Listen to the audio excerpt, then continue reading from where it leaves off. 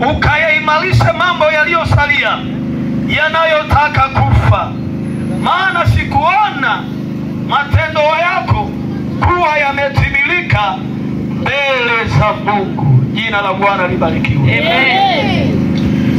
Sasa maneno ya Mungu yanasema uwe mwenye kukesha. Tafsiri ya kukesha inaambatanisha na mtu ambaye ana moyo wa ibada ndani yake.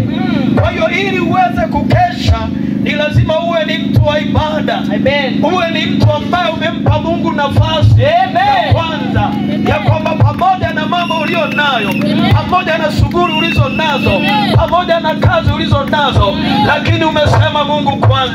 Amen. Umesema Mungu kwanza. Amen. Tafsiri yake umempa Mungu ibada. Anasema uwe mtu mwenye kukesha, ukayaimarishe mambo yaliyosalia. Inawezekana umekuwa na majukumu mengi, umekuwa na kazi nyingi, umepoteza nafasi ya Mungu katika maisha yako. Kazi zako zimekuwa na kipaumbele cha kwanza, ya kwamba kijana imarisha uhusiano na Mungu, ya kwamba mama imarisha uhusiano na Mungu,